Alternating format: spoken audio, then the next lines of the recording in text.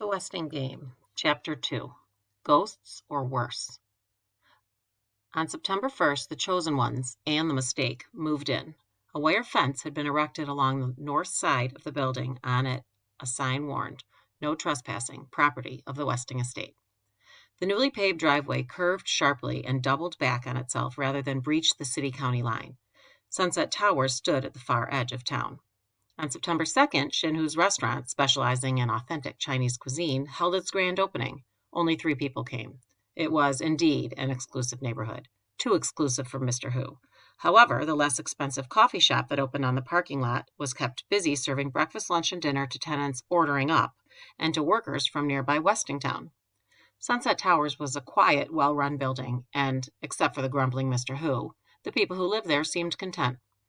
Neighbor greeted neighbor with good morning, or good evening, or a friendly smile, and grappled with small problems behind closed doors. The big problems were yet to come.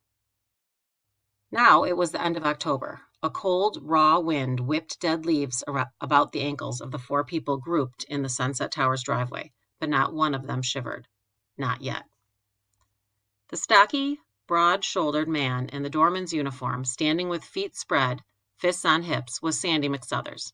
The 2 slim, trim high school seniors, shielding their eyes against the stinging chill, were Theo Theodorakis and Doug Hu. The small, wiry man pointing to the house on the hill was Otis Amber, the 62-year-old delivery boy. They faced north, gaping like statues cast in the moment of discovery, until Turtle Wexler, her kite tail of a braid flying behind her, raced her bicycle into the driveway. Look, there's smoke. There's smoke coming from the chimney of the Westing house." The others had seen it.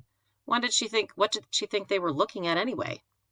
Turtle leaned on the handlebars, panting for breath. Sunset Towers was near excellent schools, as Barney Northrup had promised, but the junior high was 4 miles away. Do you think old man Westing's up there?" "Nah," Otis Amber, the delivery boy, answered. "Nobody's seen him for years. Supposed to be living on a private island in the South Seas, he is. But most folks say he's dead, long gone dead. They say his corpse is still up there in that big old house. They say his body is sprawled out on a fancy oriental rug, and his flesh is rotting off of those mean bones, and maggots are creeping in his eye sockets and crawling out of his nose holes." The delivery man added a high-pitched hee-hee to the gruesome details. Now someone shivered. It was Turtle. "Serves him right," Sandy said. At other times a cheery fellow, the doorman often complained bitterly about having been fired from his job of 20 years in the Westing paper mill. But somebody must be up there, somebody alive, that is. He pushed back the gold-braided cap and squinted at the house through his steel-framed glasses, as if expecting the curling smoke to write the answer in the autumn air. "Maybe it's those kids again." No, it couldn't be. "What kids?" the 3 kids wanted to know. "Why, those 2 unfortunate fellows from Westingtown." "What unfortunate fellows?" The 3 heads twisted from the doorman to the delivery boy. Doug Hu ducked Turtle's whizzing braid. "Touch her precious pigtail, even by accident, and she'll kick you in the shins, the brat." He couldn't chance an injury to his legs, not with the big meat coming. The track star began to jog in place. "Horrible. It was horrible," Otis Amber said, with a shudder that sent the loose straps of his leather aviator's helmet swinging about his long, thin face. "Come to think of it, it happened exactly 1 year ago tonight, on Halloween." "What happened?" Theo Theodorakis asked impatiently. He was late for work in the coffee shop. "Tell him, Otis," Sandy urged.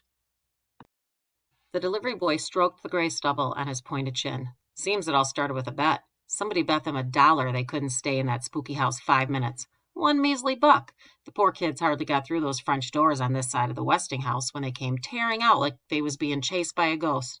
Chased by a ghost, or worse? Or worse. Turtle forgot her throbbing toothache. Theo Theodorakis and Doug Hu, older and more worldly wise, exchanged winks, but stayed to hear the rest of the story. "One fella ran out crazy-like, screaming his head off. He never stopped screaming till he hit the rocks at the bottom of the cliff. The other fella hasn't said but 2 words since. Something about purple." Sandy helped him out. "Purple waves." Otis Amber nodded sadly. "Yep, that poor fella just sits in that state asylum saying 'purple waves,' over and over again, and his scared eyes keep staring at his hands. You see, when he came running out of the Westing house, his hands was dripping with warm red blood." Now all 3 shivered. "Poor kid," the doorman said. "All that pain and suffering for $1 bet."